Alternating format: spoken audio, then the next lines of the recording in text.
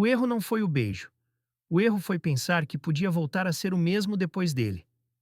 Chamo-me Rafael, tenho 24 anos e acreditava que a minha vida estava traçada. A minha noiva, Helena, partira para Lisboa numa formação de uma semana, e eu fiquei hospedado em casa do pai dela, o Duarte, até a nossa nova casa em Matosinhos ficar pronta. Parecia uma solução simples. Nunca imaginei que 7 dias pudessem abalar anos de certezas. Na primeira noite, o silêncio daquela casa pesava mais do que qualquer parede. O Duarte falava pouco, mas observava tudo. No jantar, corrigiu a forma como eu segurava a faca, como se me testasse. Eu respondi com calma, sem querer provocar. Ele apenas acenou e continuou a comer. Senti que não era apenas sobre talheres, era sobre território. No dia seguinte, fomos juntos à mercearia. Ele pediu pão e azeite. Eu acrescentei café sem perguntar. Olhou-me com surpresa, como se tivesse invadido um espaço invisível, mas não reclamou. No caminho de volta, chovia.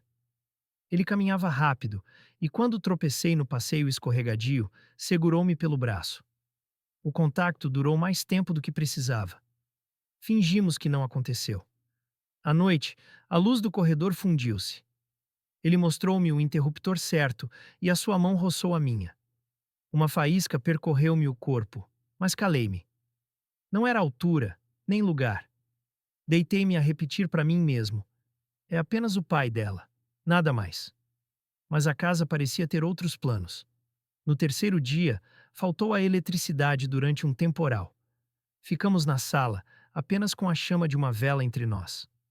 O vento batia nas janelas e o som do relógio parecia marcar cada segundo de tensão. Ele falou primeiro. Tu és diferente dos rapazes que conheci. Não tentas agradar. E isso incomoda-te? Pelo contrário, assusta-me. O silêncio que se seguiu foi um campo minado. Eu sabia que um passo em falso mudaria tudo. A chama da vela oscilou, e com ela a minha decisão. Quando os nossos olhos se encontraram, já não havia desculpas. Ele aproximou-se devagar, como quem espera ser travado. Mas eu não o parei. O beijo aconteceu sem barulho, sem pressa. Não foi impulso, foi escolha. E essa escolha rebentou dentro de mim como um segredo que não cabia mais no peito. Afastei-me de repente, com o coração a disparar. Isto não devia ter acontecido. Talvez não, respondeu ele. Mas aconteceu. Passei o resto da noite em claro. Pensava na Helena, no futuro que tínhamos planeado, na traição que acabara de nascer no escuro de uma sala. Ao mesmo tempo, não conseguia apagar a sensação de ter, pela primeira vez, sido eu mesmo. De manhã, o Duarte comportou-se como se nada tivesse ocorrido. Preparou café, falou do tempo, da obra do apartamento. A normalidade dele esmagava-me. Eu tentava acompanhar, mas cada palavra sua lembrava-me do que partilhamos. O pior não era o silêncio dele, era a minha incapacidade de fingir igual. Na tarde desse mesmo dia, recebemos uma mensagem. Chego amanhã à noite. Saudades. Helena. O telefone quase me caiu da mão. O Duarte leu o ecrã por cima do meu ombro, mas não disse nada. Apenas pousou a mão no balcão e ficou parado. Senti que a contagem decrescente tinha começado.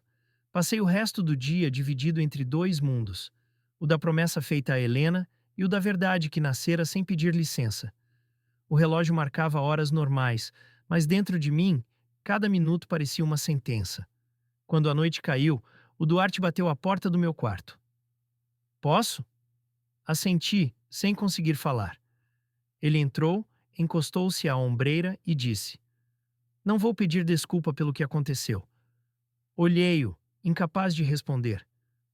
Mas também não vou esconder. A pergunta é: e tu? Vais esconder de ti mesmo? Fechei os olhos, sentindo o peso da resposta que ainda não tinha coragem de dar. A verdade estava à porta, e eu sabia que, quando a Helena chegasse, já não haveria espaço para recuar.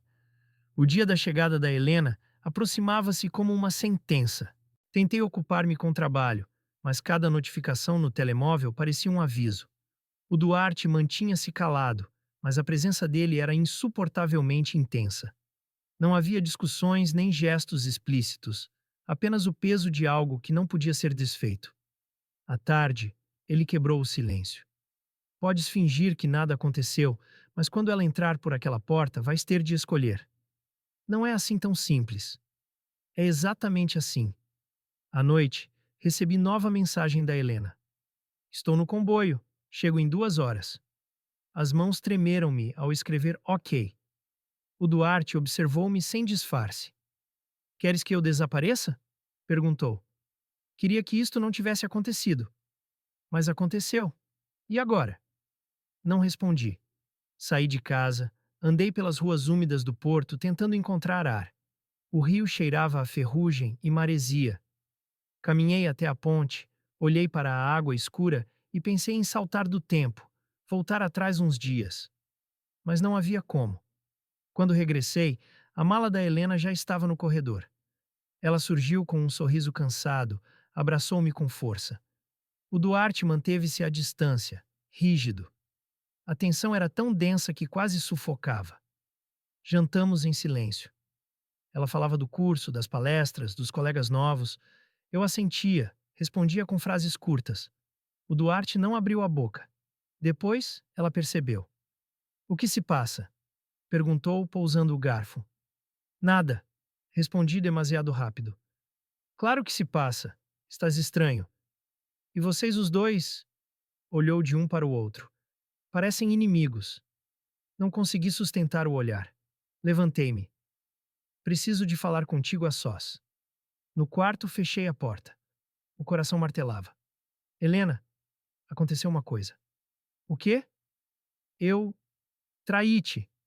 As palavras caíram como pedras. O rosto dela esvaziou-se. Com quem? Com o teu pai. Silêncio absoluto. Depois uma gargalhada curta, incrédula. Achas isto uma piada? Não é piada. É verdade. Ela levou as mãos à cabeça, respirou fundo. A dor era visível, mas não gritou. Voltou para a sala. Pai, confirma. O Duarte encarou-a sem hesitar. É verdade. A Helena afastou a cadeira com violência. Vocês destruíram tudo. Não é só o noivado, é a confiança, a família. Não tive coragem de me aproximar. Desculpa, não queria magoar-te. Mas magoaste. E nunca mais vou olhar para ti da mesma forma. Ela saiu naquela noite para a casa de uma amiga. A porta a bater ecoou como um veredito. O dia seguinte trouxe a avalanche. Telefonemas da mãe dela, mensagens dos vizinhos, boatos espalhados como fogo. No café da esquina, senti os olhares. No grupo da família, as notificações multiplicavam-se com frases curtas e duras. Vergonha, traição, doença.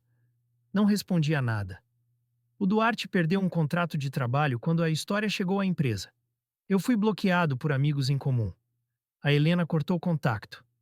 E no meio desse caos, eu e ele não tínhamos sequer definido o que éramos.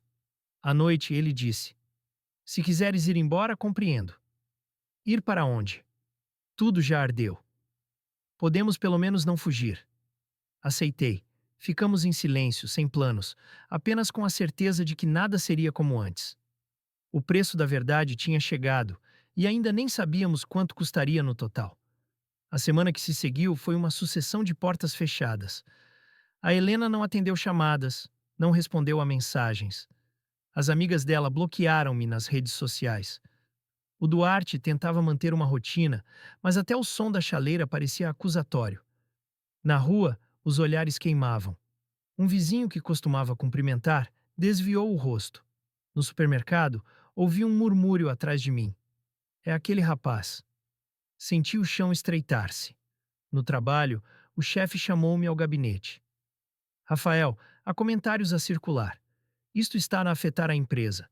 Vou precisar que fiques afastado uns dias. Não era um pedido, era uma ordem. Saí com a certeza de que o contrato estava por um fio. O Duarte não teve melhor sorte. Um cliente antigo ligou-lhe a dizer que preferia não se envolver em polêmicas. Pior do que perder o dinheiro era sentir que a nossa vida se tornara um espetáculo para consumo alheio. Numa noite de sexta-feira, sentamo-nos frente a frente, sem televisão, sem distrações. Isto vai destruir-nos, se deixarmos, disse ele. Já destruiu quase tudo. Não tudo. Ainda temos escolha. Ou calamos e deixamos os outros escreverem a história, ou assumimos e contamos nós. A ideia parecia absurda. Como assumir algo que já tinha arruinado tanta coisa? Mas talvez fosse o único caminho. No domingo, encontramo-nos com a Helena num café neutro. Ela aceitou depois de muita insistência. Chegou com um olhar frio, determinada. O que querem de mim? Perguntou antes mesmo de se sentar. Respeito, disse o Duarte. Ela soltou uma risada amarga. Respeito? Depois do que fizeram. Não pedimos perdão porque sabemos que não chega, respondi. Só queremos que saibas que não vamos esconder. Não foi contra ti. Foi a verdade a arrebentar. Vocês falam como se isto fosse destino, mas foi escolha. E essa escolha roubou-me a vida que eu tinha. Não consegui contrariar. Era verdade, mas acrescentei. Não roubamos o teu futuro. Mudamos o caminho e tu vais construir outro. Mais teu. Ela levantou-se com lágrimas presas, mas não chorou. Sejam felizes com a vossa verdade. Eu vou ser com a minha. Só não me procurem mais. Foi um adeus definitivo. Saímos do café em silêncio. Na rua, uma senhora olhou-nos de cima a baixo e abanou a cabeça. Eu respirei fundo e continuei a andar. Nos dias seguintes, a pressão aumentou. Comentários anônimos surgiram nas redes. Insultos, piadas, insinuações. Uma noite, alguém escreveu com um marcador na porta do prédio. Vergonha. O Duarte queria chamar a polícia, mas eu disse: se dermos palco, ganham. E se calarmos também. Decidimos limpar e seguir. Não respondemos ao ódio com ódio. Trabalhamos o silêncio como defesa, mas não como fuga. Pouco a pouco, o escândalo perdeu força. A vizinhança arranjou outros assuntos. Alguns amigos de verdade aproximaram-se discretamente. Não é fácil, mas respeito-vos. Essas poucas palavras davam fôlego. Numa tarde, recebi uma chamada inesperada. Era a Helena. O coração disparou.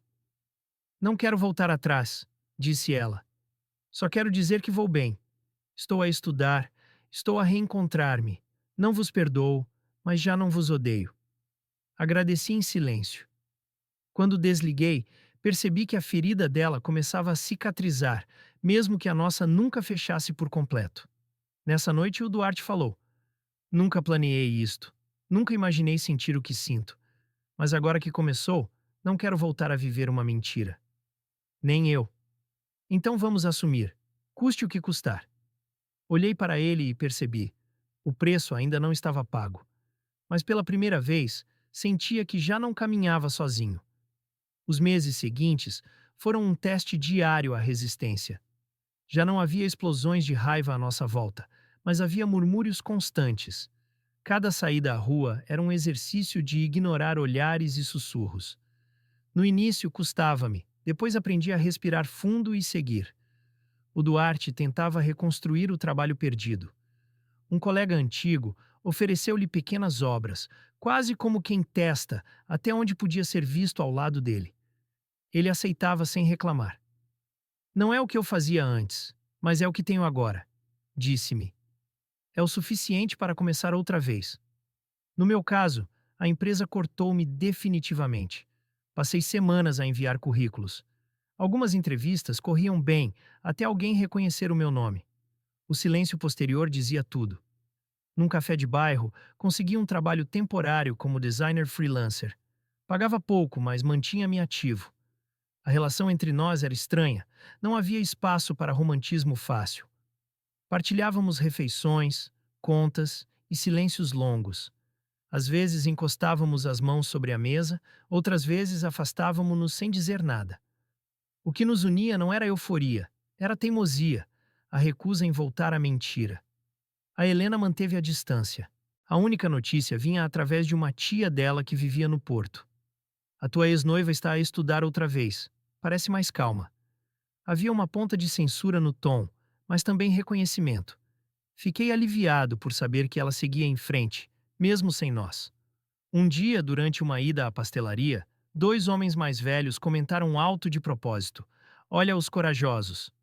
Corajosos ou descarados? Respondeu o outro. O Duarte olhou para mim esperando reação. Limitei-me a pagar a conta e sair. Na rua ele perguntou: Não vais dizer nada? Não. Eles querem espetáculo. Não lhes vou dar. Aprendemos que a luta não estava em convencer todos, mas em não perdermos a dignidade. Alguns amigos começaram a voltar. Um colega da faculdade encontrou-me e disse: No início achei imperdoável, mas percebi que vocês não se esconderam. Isso é raro.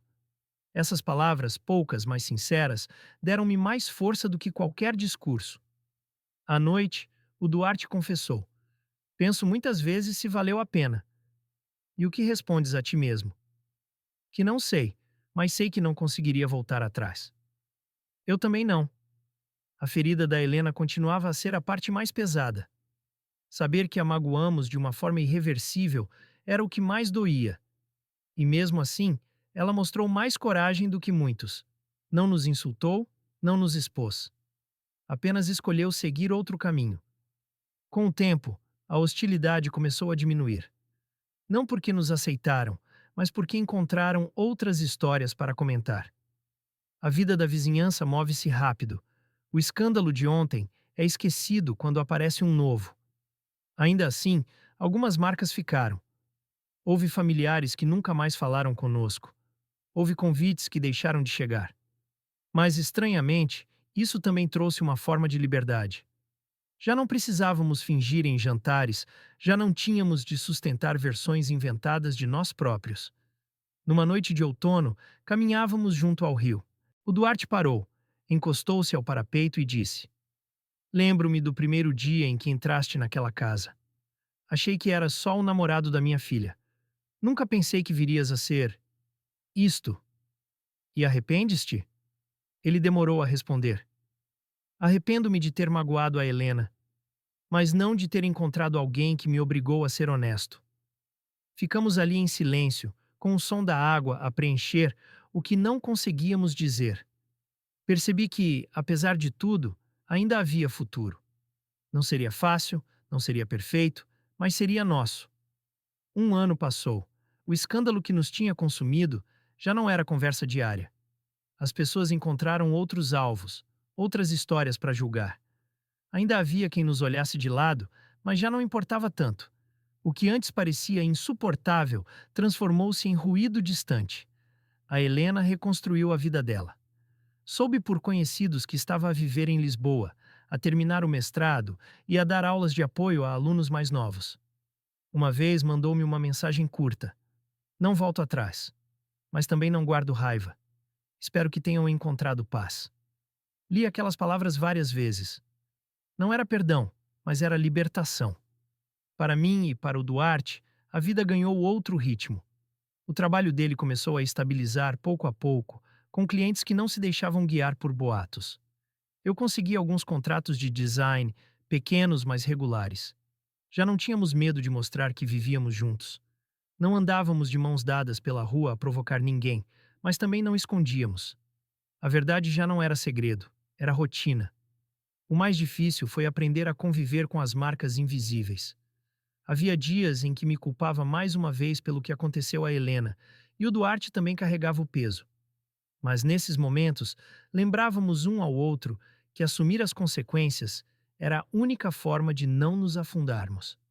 Fugir teria sido mais cômodo, mas nunca verdadeiro. Uma tarde de domingo, sentados no mesmo café onde tudo tinha arrebentado meses antes, falamos sem pressa. Alguma vez pensaste que chegaríamos até aqui? Perguntei. Não. Pensei que ia perder tudo. E perdeste. Sim, mas também ganhei. Percebi que não falava de mim apenas, mas dele próprio. Ganhara a liberdade de ser quem era, mesmo com a idade e a história de vida que tinha. Eu também. Ainda havia pessoas que nos queriam mal, mas isso já não definia os nossos dias. A diferença estava em quem ficou. Alguns amigos afastaram-se para sempre, outros regressaram com o tempo, e houve até quem se aproximasse, por ver em nós uma coragem que não esperava. O maior ensinamento foi simples. A verdade tem preço. Custa relações, custa reputações, custa noites sem sono. Mas também liberta. A mentira prolonga a paz aparente, mas corrói devagar. Nós escolhemos o choque imediato e sobrevivemos. No aniversário do primeiro beijo, o Duarte olhou para mim e disse: Se pudéssemos voltar atrás, farias diferente? Pensei alguns segundos. Sim e não. Mudava a forma, não o resultado. Explica. Não teria deixado a Helena descobrir assim. Mas sei que, de qualquer maneira, a verdade viria ao de cima. E eu não consigo imaginar voltar a viver escondido. Ele assentiu. Não havia celebração nem discursos grandiosos. Apenas a consciência de que estávamos vivos, de pé, e que tínhamos escolhido não mentir. No fundo, a maior vitória não foi termos ficado juntos. Foi termos aprendido a enfrentar a consequência de uma escolha difícil, sem deixar que ela nos destruísse por completo. O futuro não prometia facilidades, mas prometia ser nosso, e isso bastava.